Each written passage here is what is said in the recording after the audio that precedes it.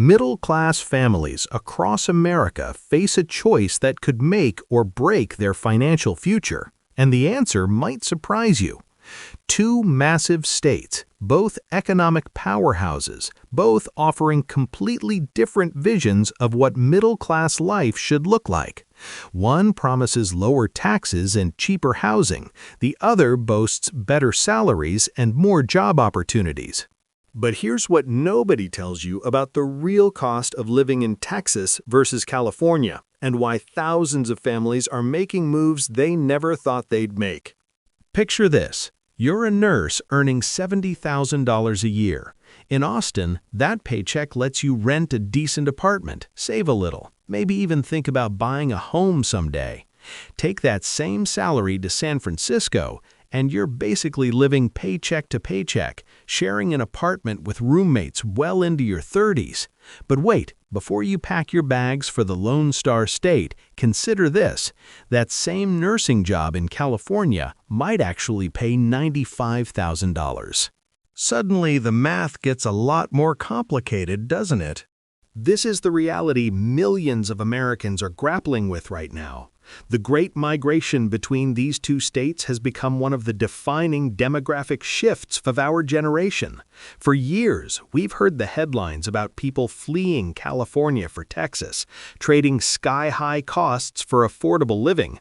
But the data tells a far more nuanced story, one that could completely change how you think about where to build your life. Let's start with the elephant in the room: housing.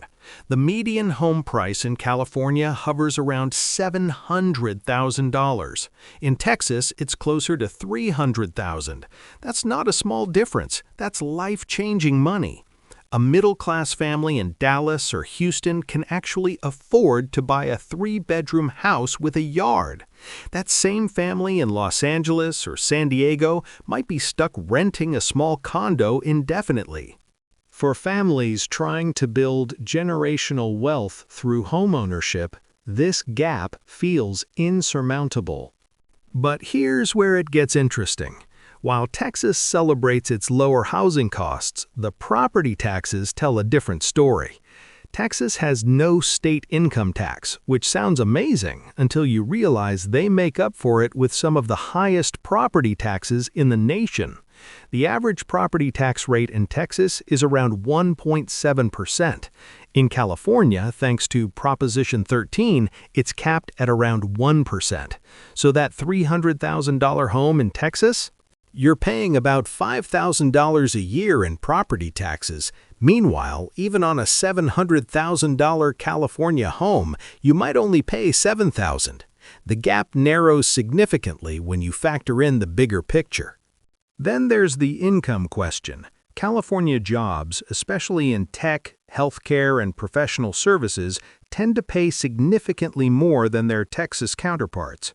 A software engineer in Silicon Valley might make $180,000, while the same role in Austin pays $130,000.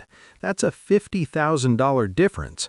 Yes, California has state income tax eating into that difference, roughly 10% for middle to upper middle class earners. But even after taxes, many professionals find they're still ahead financially in California, at least on paper. The cost of living extends far beyond housing, though. Groceries, gas, utilities, insurance, all of these daily expenses add up differently in each state. California's gas prices consistently rank among the highest in the nation, often $2 more per gallon than Texas. For a family driving 2 cars, that's easily an extra $200 a month. Utilities in Texas, particularly air conditioning during those brutal summers, can run significantly higher than in many parts of California where the weather is more temperate. A summer electric bill in Houston can easily hit $300 or more, while a San Diego resident might pay half that. Healthcare costs present another fascinating contrast. Both states have robust healthcare systems, but the way you pay for them differs dramatically. California expanded Medicaid under the Affordable Care Act, providing more options for lower-income families. Texas did not, leaving more people in a coverage gap. For middle-class families with employer-sponsored insurance, the differences might be minimal, but for those on the edge of middle class or self-employed, California's marketplace options often provide better value. Education is where passionate debates ignite. Texas spends less per student than California on average, but outcomes vary wildly within both states. The best public schools in both states are excellent, often found in affluent suburbs. The worst schools in both states face serious challenges. What matters more is the specific district you're in rather than the state itself. However, California's investment in community colleges through programs like free tuition for low-income students gives it an edge for families planning for college without breaking the bank. The lifestyle factor cannot be ignored.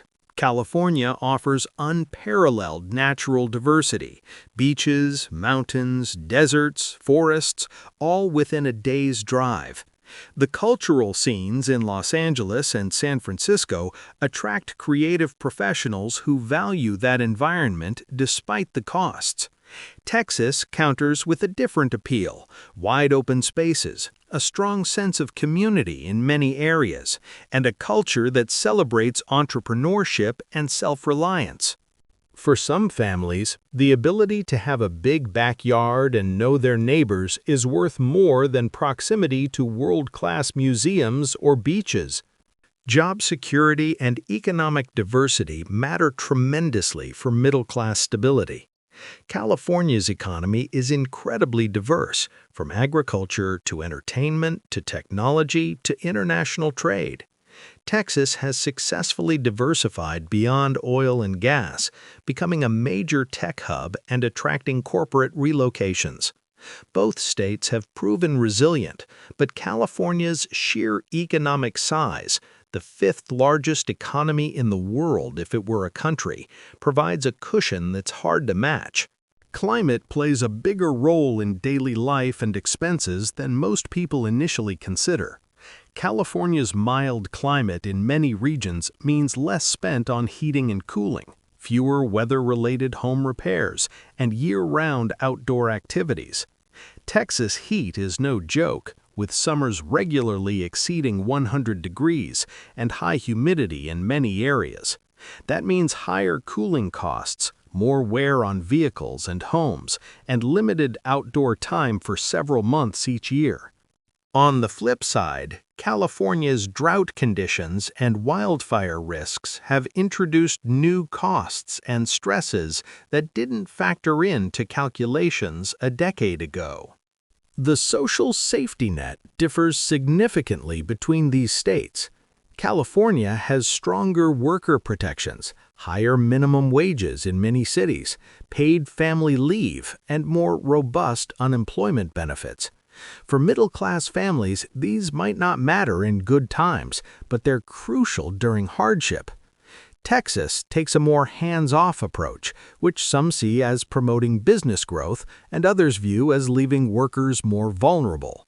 Your perspective on this often depends on your personal values as much as your finances. Transportation costs vary based on where exactly you live in each state. Texas cities are notoriously car-dependent, meaning every adult in the household likely needs a vehicle. That's 2 car payments, 2 insurance policies, double the maintenance. Some California cities, particularly San Francisco and parts of Los Angeles, offer public transportation options that can eliminate the need for a second car, saving thousands annually. However, vast parts of California are just as car-dependent as Texas, so this advantage only applies to specific regions. The tax situation deserves a deeper look because it's more complex than the headlines suggest. Yes, Texas has no state income tax, while California's tops out above 13% for high earners. But middle-class families in California might pay 8 to 9%. Texas makes up revenue through higher property taxes, higher sales taxes, and various fees. When researchers calculate total tax burden, including all taxes and fees, middle-class families in Texas typically save money, but not as dramatically as the zero income tax figure suggests. Retirement planning looks different in each state, too. California doesn't tax Social Security benefits, which is huge for retirees. Texas doesn't either, so they're equal there. But California's higher lifetime earnings for many professionals mean bigger retirement account balances and higher Social Security payments. That software engineer who earned more in California throughout their career might have an extra $1 million in their 401k by retirement, despite the higher costs along the way. Quality of life measurements are deeply personal. Some people thrive in California's cultural diversity and progressive politics. Others feel more at home with Texas values and culture. Some families love the space and affordability Texas provides. Others willingly pay California's premium for the weather and lifestyle. There's no objective right answer here, which is why both states continue to grow despite their different approaches. The political environment affects daily life more than many people realize. California's regulations mean stronger environmental protections, more stringent building codes, and greater worker rights, but also slower development and higher business costs. Texas's lighter regulatory touch means faster business growth and housing development, but sometimes at the cost of environmental or worker protections. Middle-class families benefit and pay costs under both systems. Community and belonging might be the most underrated factor in this comparison. Moving to a new state means leaving behind friends, family, and familiar communities. The financial spreadsheet might say move to Texas, but if your entire support network is in California, the emotional and practical costs of moving might outweigh the savings. Similarly, career opportunities in your specific field might be concentrated in one state or the other, making the choice clearer. The future trajectory of each state matters too. California faces serious challenges with housing affordability, homelessness, and sometimes feeling politically gridlocked. Texas faces questions about water resources, power grid reliability, and rapid growth straining infrastructure. Both states are working on solutions, but middle-class families are betting their futures on how well these issues get resolved. Here's what the data actually shows when you dig past the headlines. Middle-class families can thrive in both states, but the path to success looks different. In Texas, success often means home ownership earlier, more space, lower taxes, but potentially lower wages and fewer public services. In California, success might mean renting longer, less space, higher taxes, but potentially higher wages and more comprehensive public services. For families in certain industries, particularly tech and entertainment, California still offers opportunities that justify the costs. For families prioritizing homeownership and space, Texas delivers what California increasingly cannot. The shocking truth isn't that one state is clearly better than the other. The shocking truth is that both states are squeezing the middle class in different ways, and the right choice depends entirely on your specific situation, values, career, and priorities. A teacher with 2 kids might find Texas offers a better quality of life. A tech worker might still come out ahead in California despite the costs. A retired couple might choose based purely on weather and proximity to grandchildren. What we're really witnessing is two different experiments in how to build a prosperous state in modern America.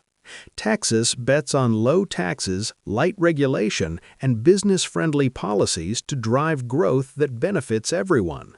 California bets on higher taxes, funding better services and protections that create shared prosperity. Both approaches have merits and flaws. Both create winners and losers. The middle-class migration between these states will continue because people vote with their feet. Some will leave California for Texas, seeking affordability.